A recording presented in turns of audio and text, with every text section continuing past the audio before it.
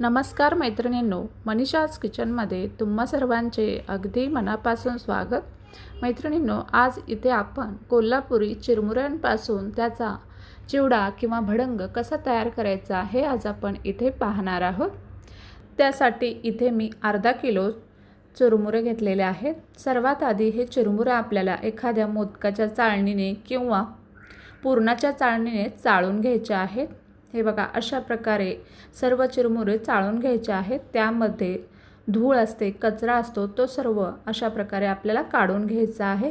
हे बघा, अर्धा किलो चिरमुऱ्यांमध्ये इतकी धूळ निघालेली आहे। सर्व चिरमुरे अशाच प्रकारे चाळून घेतलेले आहेत। आता यानंतर आपण ह्याची फोडणी करायला घेऊया। इथे गॅसवरती कढई गरम करत ठेवलेली आहे। त्यामध्ये मी पाऊण वाटी तेल घातलेलं आहे। तेल छान गरम झालं की सर्वात आधी आपल्याला शेंगदाणे तळून घ्यायचे आहेत। इथे मी 1 वाटी शेंगदाणे घेतलेले आहेत। शेंगदाणे तुम्हाला जसे हवे तसे तुम्ही कमी जास्त यामध्ये वापरू शकता। छान असे लालसर खरपूस रंगावरती शेंगदाणे तळून घ्यायचे। हे बघा, अशा प्रकारे शेंगदाणे तळून झाल्यानंतर हे शेंगदाणे आपल्याला चुरमुऱ्यांवरती काढून घ्यायचे आहेत। यानंतर इथे आपण कढीपत्ता तळून घेणार आहोत। 1 वाटी कढीपत्ता घेतलेला आहे, तो सुद्धा आपल्याला छान असा कुरकुरीत होईपर्यंत तळून घ्यायचा आहे। हे बघा, कढीपत्ता सुद्धा छान असा कुरकुरीत झालेला आहे। आता हा सुद्धा आपण ह्या चुरमुऱ्यांवरती काढून घेणार आहोत। कढीपत्ता अजिबात मऊ ठेवू नका, छान असा कुरकुरीत होईपर्यंत याला तळून घ्या। यानंतर आपण लसूण तळून घेणार आहोत। इथे मी 1 छोटी वाटी भरून लसूण घेतलेला होता, तो थोडासा असा ठेचून घेतलेला होता। जास्त लसूण ठेचायचा नाही, असा मोठाच ठेवायचा। तो सुद्धा आपल्याला छान असा कुरकुरीत होईपर्यंत तळून घ्यायचा आहे। हे बघा, अशा प्रकारे लसूण सुद्धा तळून घ्यायचा आहे आणि तो सुद्धा या चिरमुऱ्यांवरती घालून घ्यायचा आहे। यानंतर इथे मी 1 वाटी भरून लसूण चिवडा यामध्ये घातलेला आहे आणि 1 वाटी भरून फरसाण घातलेला आहे। याऐवजी तुम्हाला दुसरी कुठली शेव किंवा फरसाण वगैरे आवडत असेल किंवा पापडी, हे सर्व यामध्ये घालू शकता। आता हे सर्व आपल्याला या चिरमुऱ्यांमध्ये मिक्स करून घ्यायचं आहे, कारण यामध्ये आपण जी फोडणी करणार आहोत ती घातल्यानंतर या कढीपत्ता, लसूण ह्यांना सर्व ती फोडणी चिटकून बसणार। यामुळे हे आधीच सर्व मिक्स करून घेतलेलं आहे।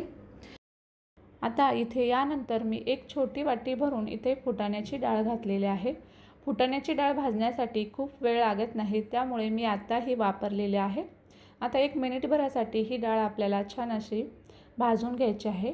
त्यानंतर इथे मी 1 चमचा जिरं आणि 1 चमचा मोहरी यांची मिक्सरला थोडीशी भरड अशी करून घेतलेली आहे, ती यामध्ये घातलेली आहे। ती सुद्धा 1 मिनिटभर छान अशी परतवून घ्यायची। यानंतर इथे 1 चमचा हळद आणि 2 चमचे काश्मीरी लाल तिखट यामध्ये घातलेलं आहे। आता यानंतर चवीनुसार मीठ घालायचं आणि स्लो गॅसवरतीच आपल्याला ही फोडणी 5 ते 10 सेकंदासाठी छान अशी परतवून घ्यायची आहे।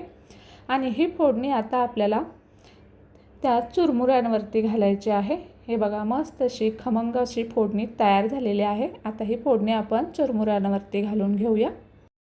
हे बघा, अशा प्रकारे सर्व फोडणी इथे चुरमुऱ्यांवरती घातलेली आहे। यानंतर हे चमच्याच्या सहाय्यानेच पहिल्यांदा आपल्याला असं मिक्स करून घ्यायचं आहे, कारण फोडणी गरम असते, त्यामुळे पहिल्यांदा आपल्याला हात घालायचा नाही। आणि त्यानंतर थोड्याच वेळाने आपल्याला हाताने हे सर्व मिक्स करून घ्यायचं आहे। हे बघा, इथे आता हे थोडंसं आपल्याला पांढरे चुरमुरे दिसत आहेत, पण हे थोड्या वेळानंतर सर्व असं एकजीव करून घेतल्यानंतर छान असा चिवड्याला कलर येतो। इथे बघू शकता, मस्त असे सर्व चिरमुऱ्यांना इथे सर्व मसाला लागलेला आहे। हे बघा, इथे तुम्ही बघू शकता, मस्त असा छान असा चिवडा तयार झालेला आहे।